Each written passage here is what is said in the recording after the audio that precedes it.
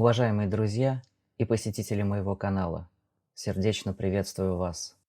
После моего предыдущего музыкально-аналитического обзора на исполнение Димашем произведения Игоря Яковлевича Крутого «Аве Мария», ссылка будет вот здесь, вверху, я получил от вас очень много просьб, чтобы я сделал свой следующий музыкальный аналитический обзор на исполнение Димашем песни Игоря Яковлевича Крутого, которая называется «Stranger».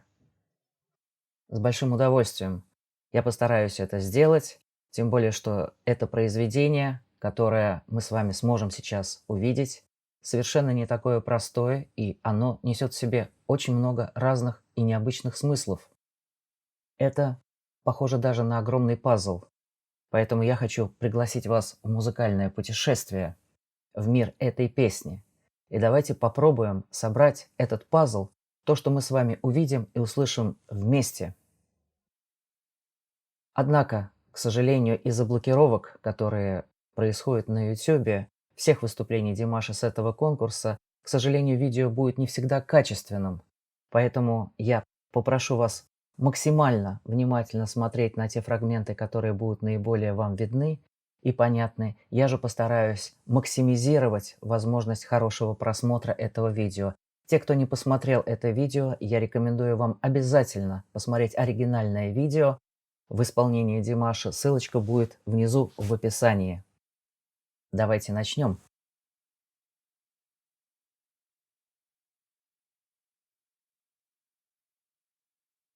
Спасибо. Спасибо огромное. А теперь прозвучит новая песня. Примерно.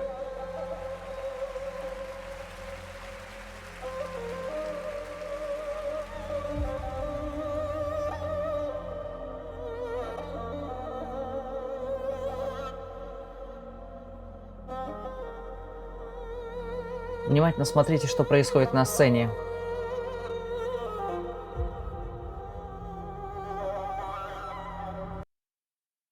Итак, первую часть, которую мы сейчас с вами увидели, в ней присутствует казахский народный инструмент, который называется кабыс.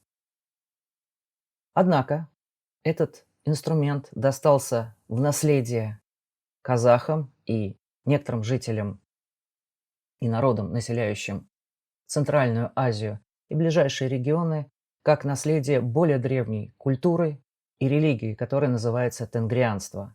Если вы посмотрите внимательно на непосредственно кабыс в руках замечательного кабызиста Алжаса Курманбека, которого Димаш назвал и своим другом, и лучшим исполнителем на этом инструменте в мире, у меня нет причин не доверять в этом смысле Димашу, то вы увидите необычную форму кабыза. Кабыз построен из двух равных частей, которые в древности символизировали восход и закат. Это цикл солнца, цикл дня. И струны символизировали верх и низ мироздания. Их две. Также они символизировали мужское и женское начало. И кабыз использовался в древних мистических, можно назвать, практиках шаманских, которые помогали тем, кто его слушает, и тем, кто на нем играет, проникать немного в более глубокие пласты подсознания человека. Тем более, что кабыз делался из цельного дерева для того, чтобы, как считалось, максимально душа дерева могла участвовать и петь вместе с тем, кто будет играть на этом инструменте. Пока мы одну эту часть пазла оставим в нашем сознании и посмотрим на другие пазлы, которые будем собирать вместе, когда подойдет время, мы, я надеюсь, сможем все вместе увидеть единую картину удивительного произведения, которому, если брать сценическую постановку, не 100 лет, а возможно даже гораздо древнее. Давайте попробуем.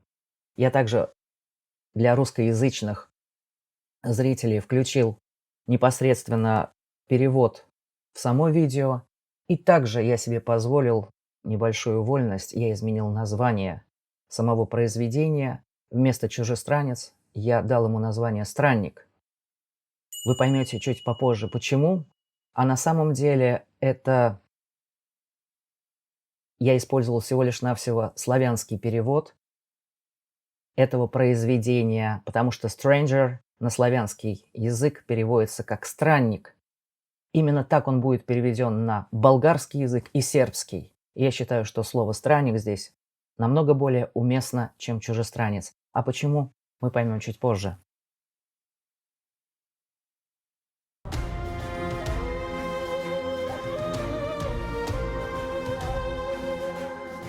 Смотрите внимательно, что происходит на сцене, потому что это все звенья единой цепи.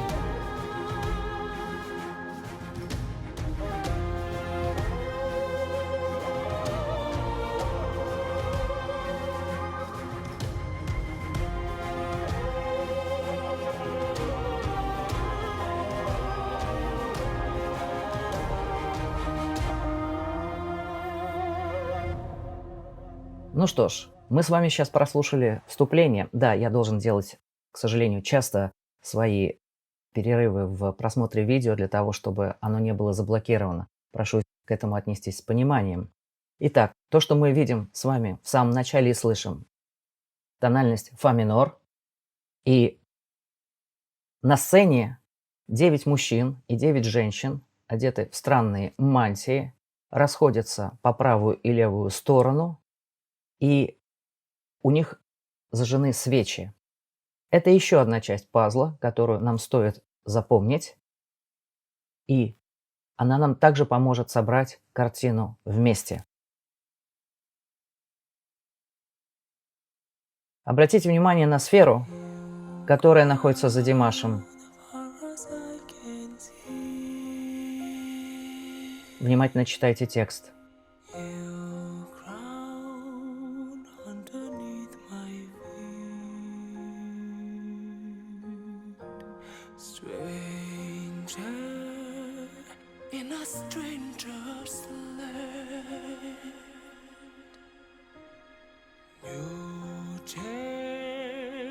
To know who I am if I have the strength to begin again.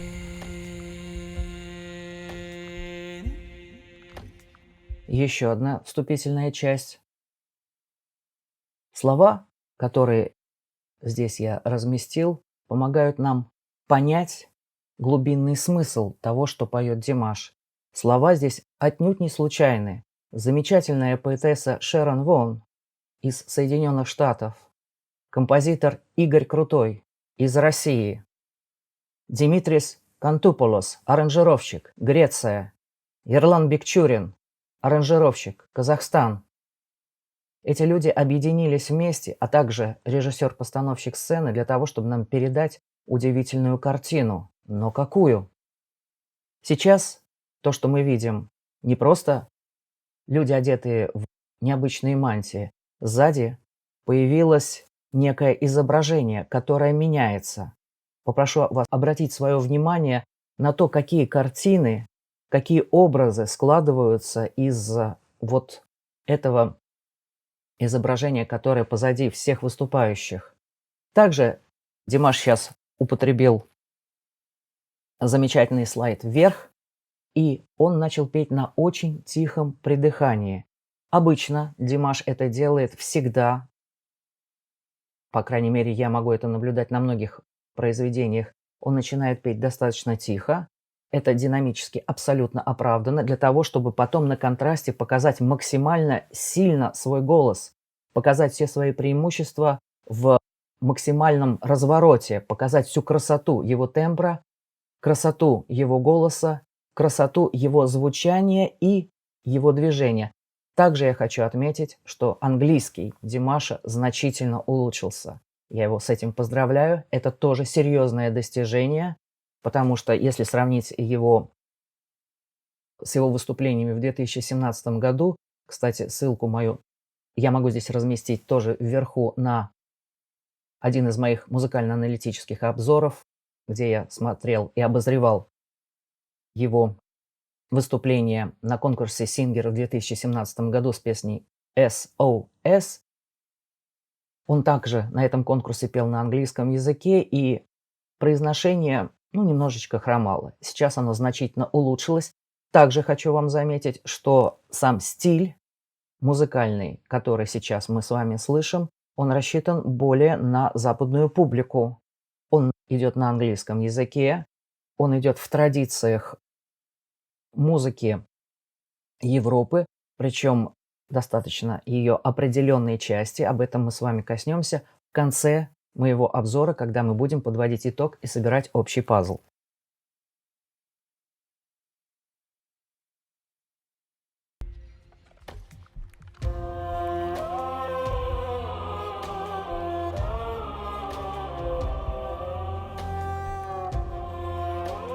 Обратите сейчас внимание на слова и на тот прием, который сейчас Димаш использует внизу. Somewhere in my heart, in ancient times, I wandered through these valleys. I have found them on these hills. Димаш использует вокальный прием, который называется штрабас. Для англоязычных зрителей моего канала я помогу перевести это на английский. Этот прием называется fry. И он используется как раз для того, чтобы расщепить связки, дать воздуху спокойно через них проходить, и появляется немного вот это вот раздвоение связок, которое, кстати, используется в горловом пении, например, тибетском, тувинском, бурятском. И как раз это пение с этим приемом помогало тем, кто его использовал, именно горловое пение и технику горлового пения в древности, тоже входить в медитативные состояния, в возможность заглянуть и в подсознание, и увидеть мир другими глазами. И те слова, которые сейчас Димаш произнес, да, которые он пропел, как раз говорят о том, что когда-то он уже бывал здесь, бывал на этой земле. Он видел эти холмы, он здесь уже появлялся. Давайте этот пазл тоже отложим для того, чтобы мы потом собрали единую картину из того, что мы увидели и услышали.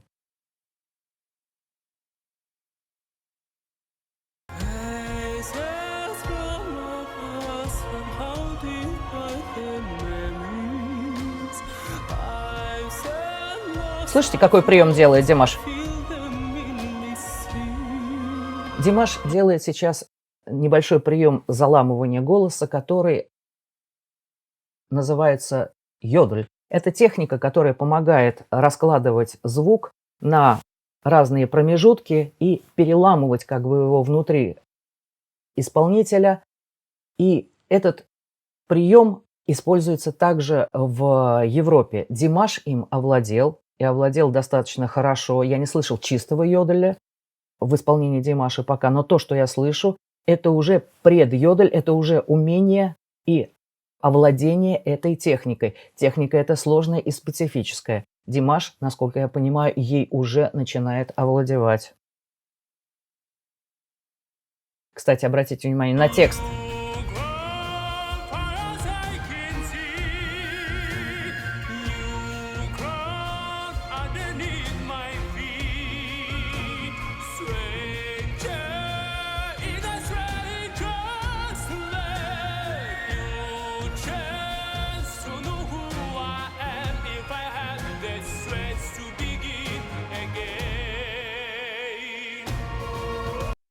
Абсолютно эпическая часть, да, и вообще все это произведение достойно, на мой взгляд, лучшего голливудского блокбастера и по задумке, и по исполнению, и по композиции.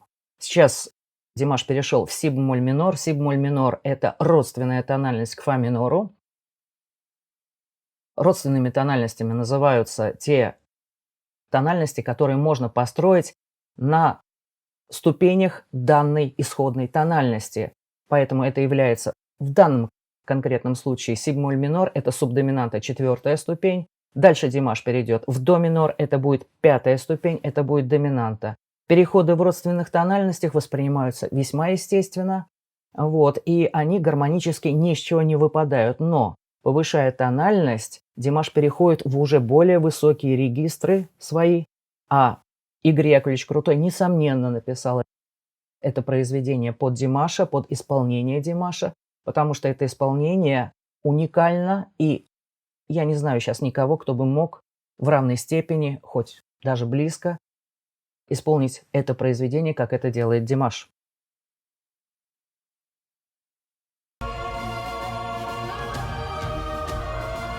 Участие хора – это еще одна часть пазла.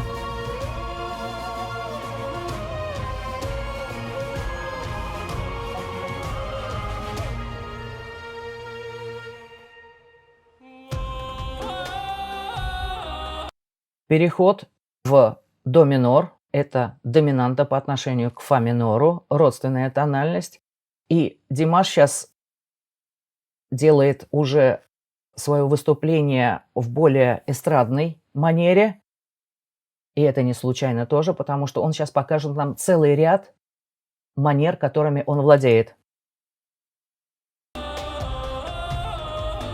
То же самое с легким йодлом.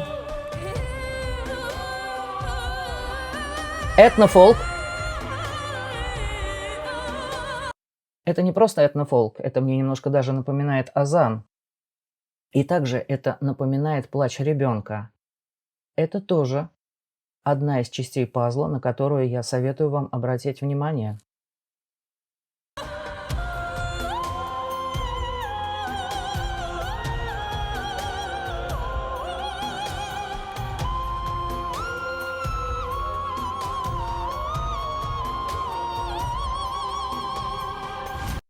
Прекрасно. Итак, мы сейчас пребываем пока в до миноре, и Димаш внизу, там, где он использовал штрабас или фрай, он взял ноту до большой октавы. Это уже фактически вход к басу профундо, потому что то, что будет идти ниже, это уже сфера самых низких басов. То, что сейчас Димаш берет, пусть и немножко вот таким приемом, ну, такой легкой химией, да, он берет эти ноты, это уже запредельно низко. А сейчас он взял ноту фа третьей октавы наверху, взял ее прекрасно, мощно, и сейчас он использовал как раз классическую оперную постановку для всех этих переходов и берет прекрасно, очень чистым, опертым звуком. Сейчас он нам с вами показал за этот короткий промежуток 3, даже если мы возьмем штрабас внизу, 4 совершенно разных вокальных техники. Это просто фантастика.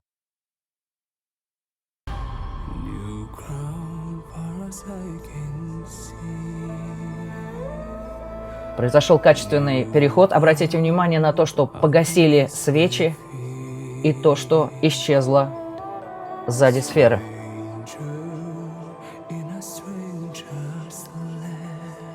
Димаш сейчас перешел не в родственную тональность. Он перешел в ля минор. По отношению к фа минору это не родственная тональность. И сейчас он внизу поет низко, опять полушепотом, для того, чтобы подготовить динамическое развитие дальше.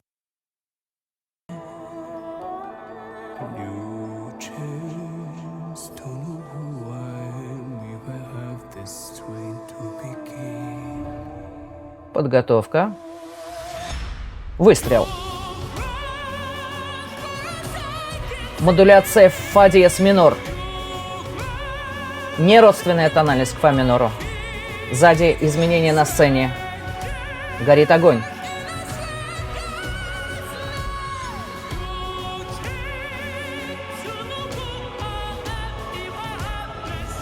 I am.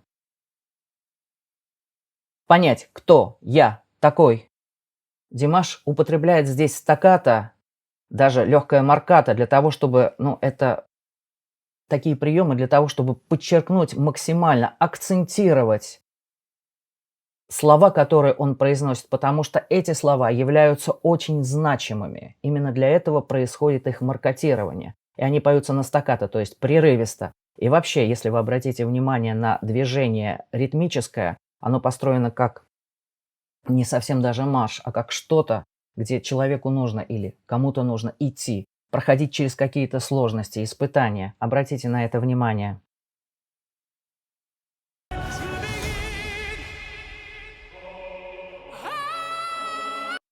И сейчас я остановлюсь тоже, потому что то, что сейчас делает Димаш на одном дыхании, он возьмет ноту фа диез второй октавы, он возьмет ее белтинговым, мощным микстом и будет держать эту ноту 20 секунд.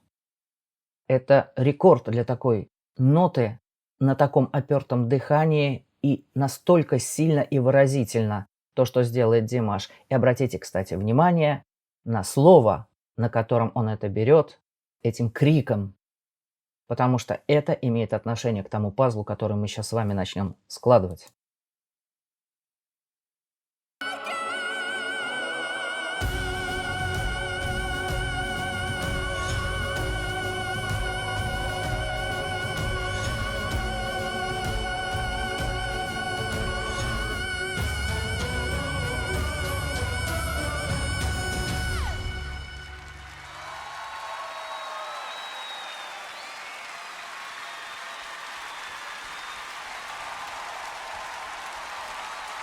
Димаш Кудайберген! Игорь Крутой! Ну что ж, вот и опять, как я заметил в своем прошлом обзоре на выступление Димаша с Авой Марии, опять же, пусть ссылочка появится здесь, очень говорящие фамилии. Кудай Берген, богом данный в переводе с тюркского, и Крутой. Действительно, Крутой. И Игорь Яковлевич создал уникальное, прекрасное произведение, и очень многое, от чего зависел успех, это, понятное дело, уникальное исполнение Димаша и прекрасная аранжировка двух замечательных мастеров аранжировки, представителя Греции и представителя Казахстана. Ну что ж, позвольте теперь суммировать все то, что мы с вами увидели и услышали. И я начну сначала. Если мы с вами уже учтем вышесказанное о кабызе, о том, что этот инструмент, он создан для того, чтобы передавать настроение, для того, чтобы передавать возможность восприятия чего-то иного, какого-то глубокого смысла, выход на уровень подсознания. Кстати, участие кабыза в этом произведении – это личная инициатива Димаша, и кабыз прекрасно, на мой взгляд, вписался в общую концепцию произведения. Да? Если мы возьмем кабыз, если мы с вами сейчас возьмем 9 мужчин и 9 женщин, которые одеты в необычные мантии с зажженными свечами. Кстати, может быть, у кого-то возникла ассоциация, с какой культурой это связано, откуда взяты эти образы. Если нет, я постараюсь вам помочь и представить вам прообраз этих мужчин и женщин в этих одеяниях, которые уже были использованы. Да, и они тоже будут со свечами. Я имел счастье быть на этом выступлении и представляю вашему вниманию грандиозное феерическое шоу, танцевальное шоу Lord of the Dance, на котором я имел счастье быть несколько раз. Правда, это было не в России, за пределами России, но я был абсолютно потрясен их выступлением. Уникальное выступление. И вот там вы увидите и мантии, и мужчин и женщин двигающихся, и зажженные свечи. Ассоциация будет с кельтской культурой. Это не просто европейская культура, это древнейшая культура, в которой присутствовали моменты, как и в европейской культуре, мистерий. Если мы возьмем европейскую культуру, то мистерии – это постановки, где участвовала сцена, соответственно, это были театральные постановки, участвовал хор, еще одна часть пазла. И задача этих мистерий, они делились на великие и малые. Великие были связаны в данном случае с целыми циклами жизни человека. С циклами рождения, циклом жизни, циклом смерти.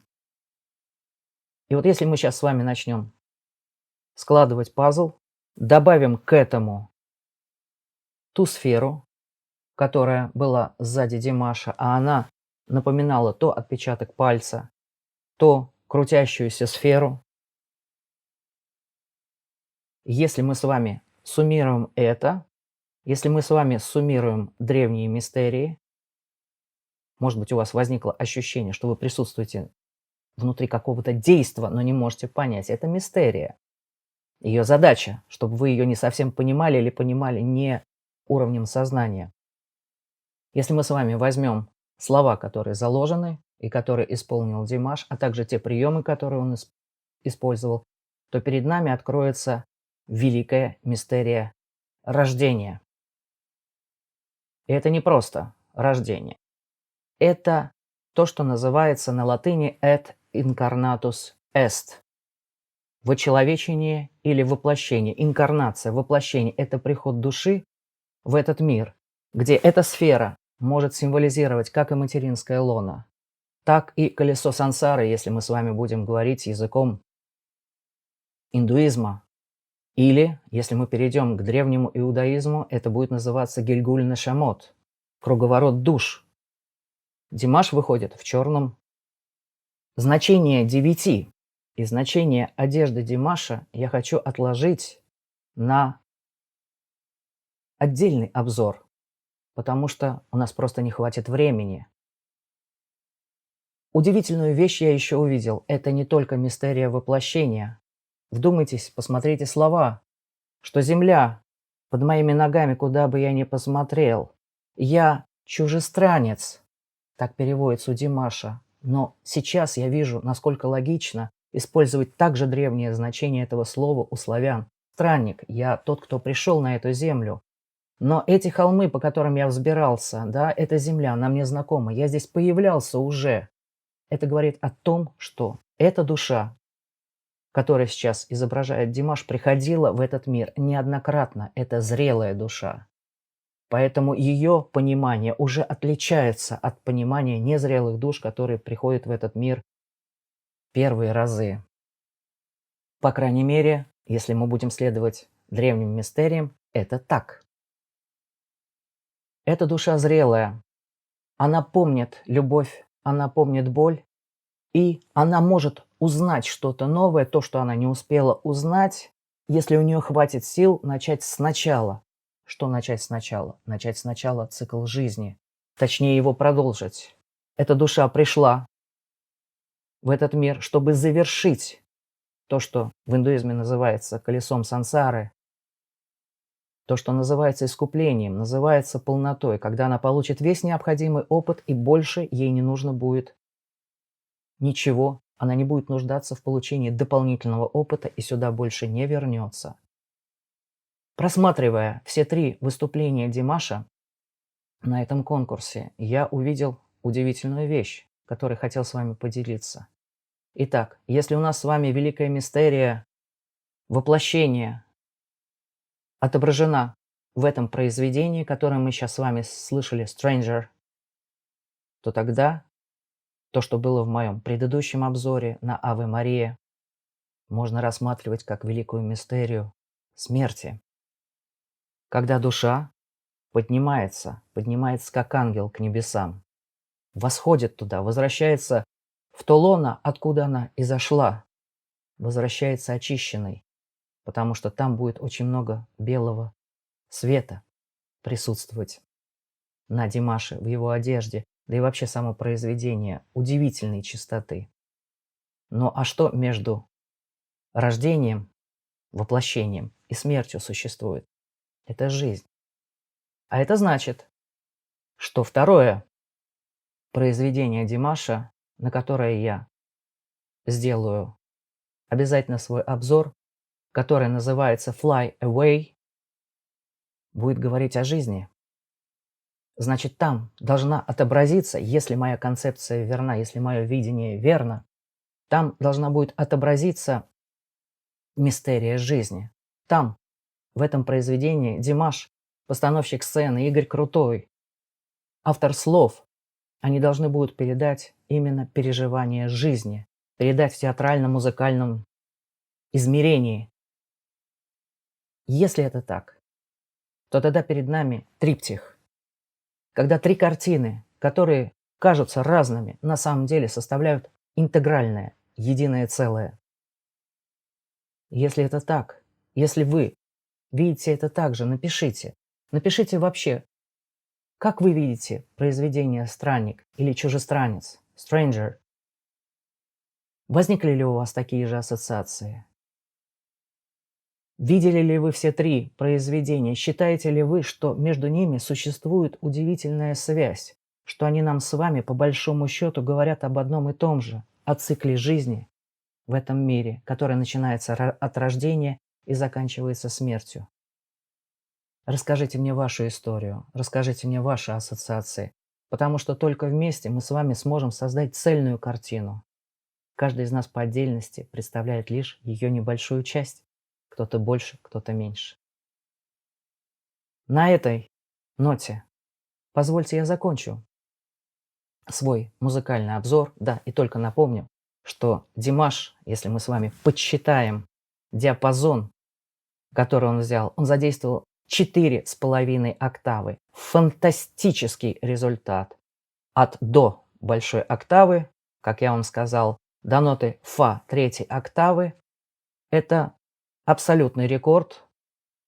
Тем более, что Димаш исполнил превосходно. Димаш исполнил прекрасно. Он смог передать смысл. Посмотрите, как он двигался. Не хватит времени мне все это описать, но я думаю, что вы, мои дорогие внимательные зрители, все это и так увидели без меня. Поэтому я прощаюсь с вами.